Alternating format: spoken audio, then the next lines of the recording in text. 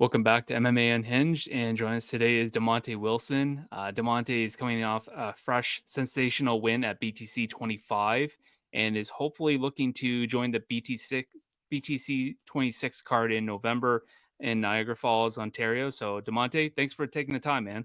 Yeah, no problem, man. Thanks for having me. Hey, no, my pleasure. So, how are you, and how are you feeling as you do potentially prepare to fight in November?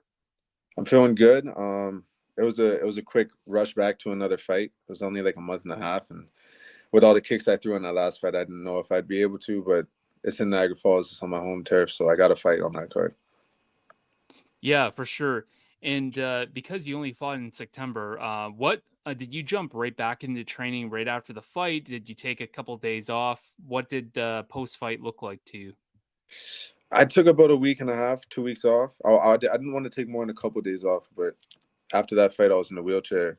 Like the next day, I woke up and I was like, man, there's no way I could walk right now. My feet were so swollen and full of blood and bruises. So yeah, I just took about a week and a half off, and all fighters know how hard that is not to eat all the food in the world. So I got a little big after that, and yeah, I went right back to training as soon as I felt like I could, and now we're back to work. Yeah, and with the card being in November, we're only maybe a week, about maybe a month away, and you still don't have a confirmed opponent yet. What does training look like for you? Are you looking? Are you trying to stay? Are you trying to stay as fit as you can? Are you trying to train as much as if you were in camp? What does it look like for you? It's pretty much the same. It's a little different mentally when you have somebody to look at, like when you get to look up their fights and you study them, and Hmm. they're good, so it motivates you to be even better. It's a little, it does add a different intensity when you have an opponent, especially when he was trash talking like Chouty was before. But yeah, it stays the same. Work stays the same. Show up every day, um, even when I don't want to, and just wait for that fight. Yeah, I want to talk a little bit about your pro debut here. So I'm going to backtrack a little bit. Some say it's a relief to get that pro debut over done and over with, and get that win, and finally, and it sometimes seems to kind of be a relief. Like I said, did you kind of feel that way, or how did you kind of envision your pro debut? I always said before my first amateur fight, I always said I wanted to train until the point where I knew when people see me fight, they go, that kid should be a pro.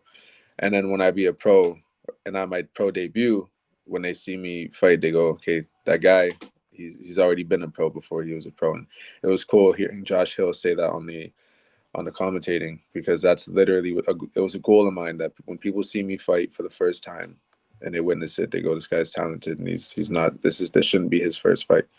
So that that was kind of a relief to succeed in the goal that I set.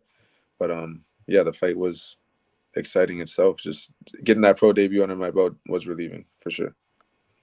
Yeah, because in that fight, and even someone watching back home, you looked so relaxed. You didn't look like someone that this didn't look like this was your first rodeo, especially on a pro scene. Um, is there Thank you. anything? And I know you talked. You're welcome. And you talked about envisioning and knowing, preparing to be in that situation to show that. Was there anything physically, maybe mentally, that you did to also prepare you for that moment as well? Uh, just prepping, being the best man of God I could be. I don't know if that makes sense to much people, if you're not a believer, but that's, I don't know. I feel like that's the strength. That's where my backbone in this whole fighting thing is. The vision is simply from God. It's not my own vision. Does God also give you that extra motivation when training, when preparing for fights, and just being in the fight itself? Yes, sir. I feel like he gifted me with the ability to do the things I do, and how could I not get up every day and go, you know, work hard, and because I like, he can give me the gift, but I got to put the work in as well. So I feel like it'd be a spit in his face to not make something out of this. Hmm. And has that always been something that you've carried through your whole life, or was there a moment in your life that you started going down that path? There was a moment. I mean, as I grew up, everyone in Niagara, everyone knows that I used to just love street fighting and being a bad kid, and I had just stupid mentality.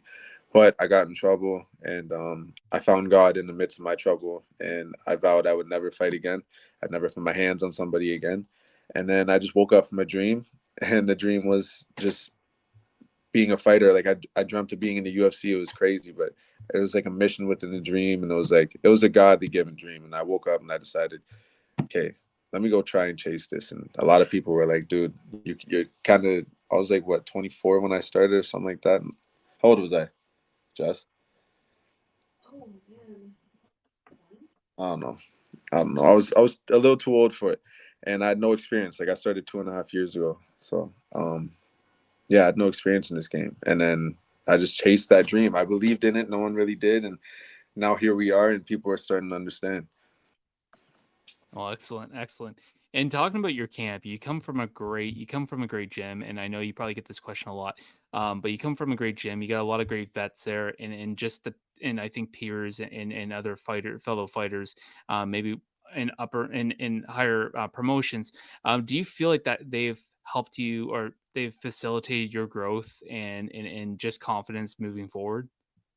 You said that my team, Yeah. yeah, 100%, man. Niagara Top Team is by far, in my opinion, the best gym in Canada. We got the best coaches, Chris Prickett, Matt Demarks. We got Jelly over there. Like the teammates as well. Like I'm surrounded by Mike Malott and Jazz and um, Aaron Jeffrey. Like I'm looking, I got these guys as my captains, and they definitely pave the way, and they build this kind of strength in your head that you're with the best, so you can be the best, and you are the best. Hmm. And sometimes with the veterans, sometimes they can learn a lot from maybe someone who just started out. Is there something that you've done that you've helped them out, or something that you've taught them?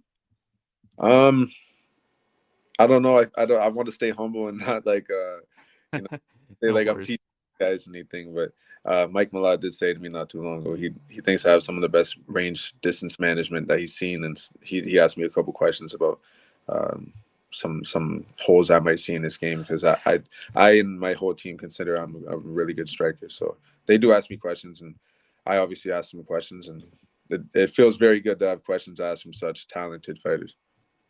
Hmm.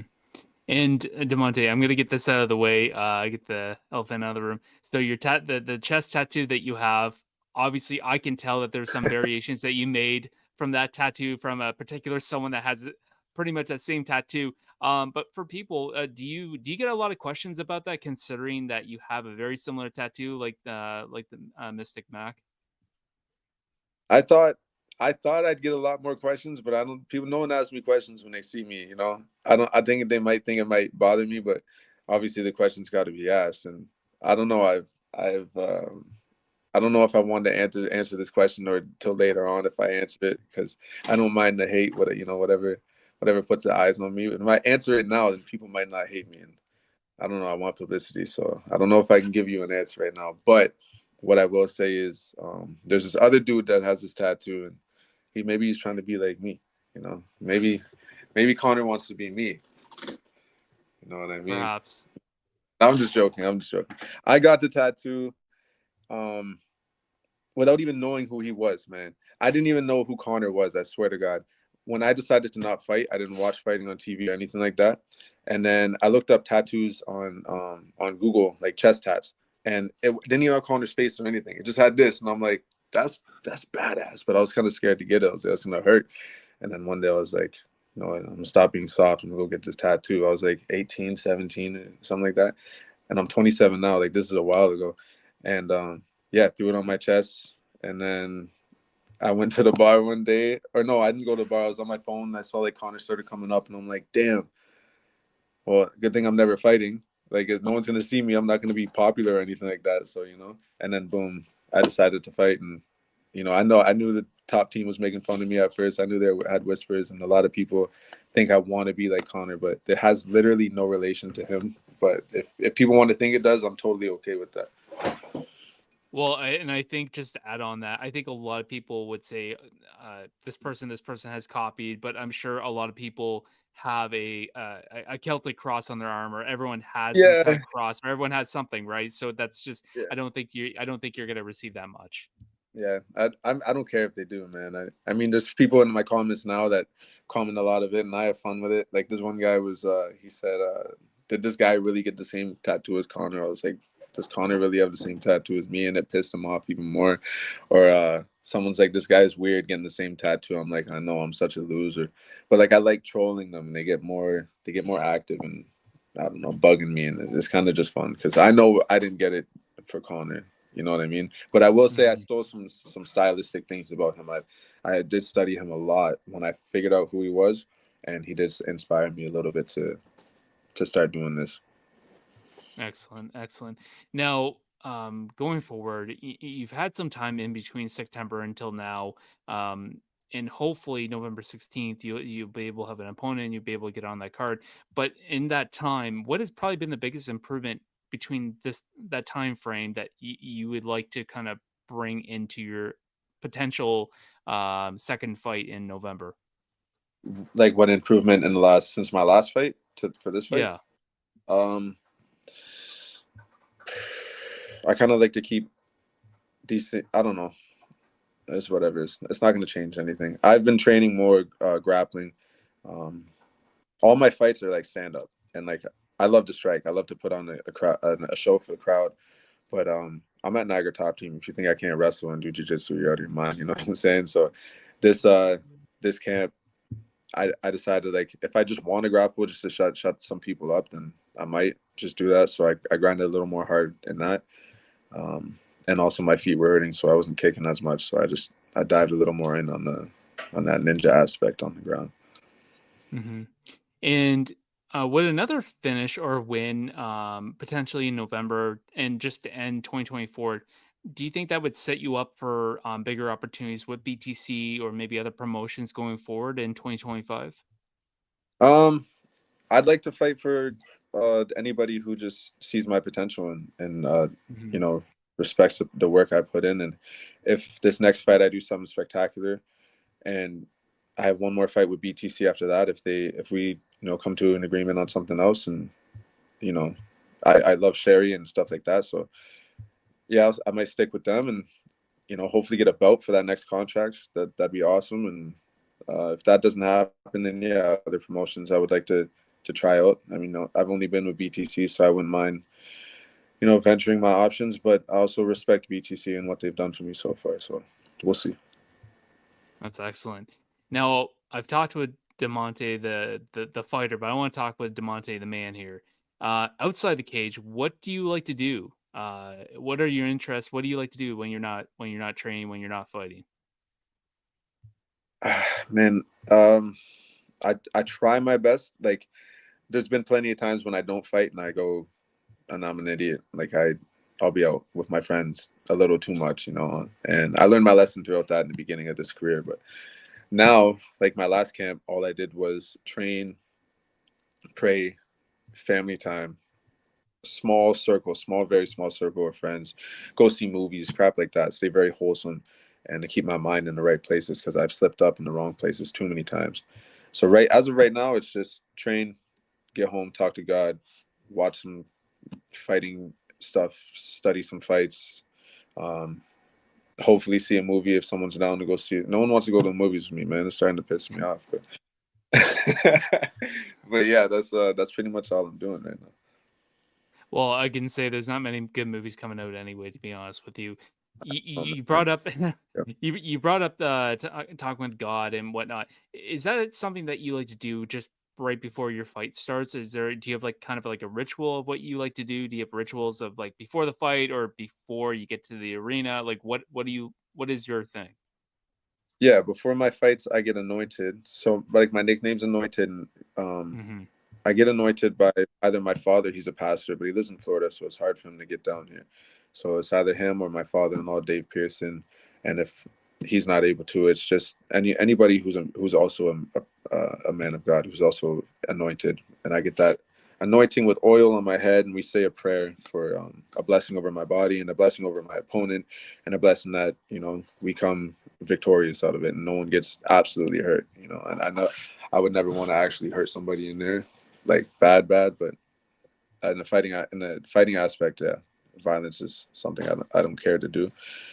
But I want to win, so and I don't want to hurt people. So we pray on that canvas that no one walks out of there like dies or concussion to the point where they get in a coma or something like that. You know what I mean? Hmm. That's a And ritual. for sure, for sure. And I don't mean to, sorry to interrupt you. Where do you envision yourself in the next few years? Next few years, I'm hoping. I mean, Prickett, my coach, he's well respected. He knows how this game goes, and he told me after that last Hmm. fight, within the next year and a half, we get 3, 4, 5 more wins. Just keep the ball rolling and contender series, or someone's bound to hear about me. And I also believe that up there they'll hear about me soon, and I'll keep putting on performances. And uh, I see myself in the UFC within the next 3 years tops.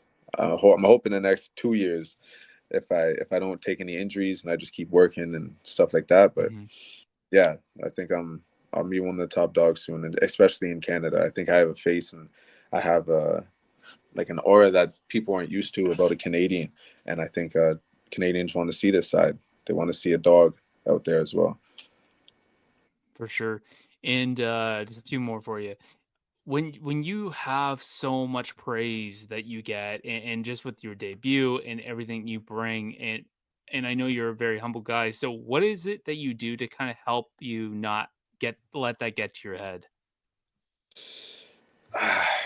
I mean, I don't know. That's a tough question. I don't let So- it. Yeah, I I don't know. I don't want to sound like a cocky guy, but um, I don't know. My family and my friends have always believed. They always told me that I'm meant for something more. Like my mother would always tell me when I growing up, "You're meant for something great." And Mhm, my father, he's in tune with God and stuff, and he says that I was born with a blessing. So I've always known. I didn't just like believe. I just known that I was gonna be something. I didn't know what it was. I knew that I wasn't meant to just sit in an office or anything like that. So when people show me love, I take it in as embrace, like warmth. I appreciate it. It's not like it doesn't get to my head. I don't boast about it like, oh, I'm the man. And I don't know. I think that's gotten me a long way. I think that's why people don't like really hate me when it comes to all the things that I've done in the past. If you go look me up, I think people see who I am and that I'm not a cocky guy, or that I'm very humble, and I've learned my lessons throughout life. and I can only imagine that obviously your diet is gonna be probably strict for the next little while. What is your go-to cheat meal after every fight? It's pretty bad. I go straight to McDonald's. I'll get me a Big Mac meal with extra mac sauce, large fry, and then on the way home, that's when I leave the venue. On the way home, before I get home, there's a Domino's right down the street. I go to Domino's to get me a large Brooklyn pizza. No one's touching it but me. 3 dips, and then if I might go have a joint and then go get like 6 donuts in a box and eat it all. And this is one night, the first night. It's bad. And no, if you're gonna do it, you either go big or you go home. Yeah, right. If Patty Pimlet can do it, I can too. Excellent, excellent. Well, Demonte, I appreciate you taking the time. It's a pleasure having you on for the first time, and we appreciate you Right. taking your time, of course. So, good luck. Hopefully, we'll see you be announced for BTC 26, and when you do, just good luck, man. Thank you, man. I appreciate you. Thank you for having me. This is cool. Yeah, no problem, Demonte. You take care. All right, brother. Have a good night.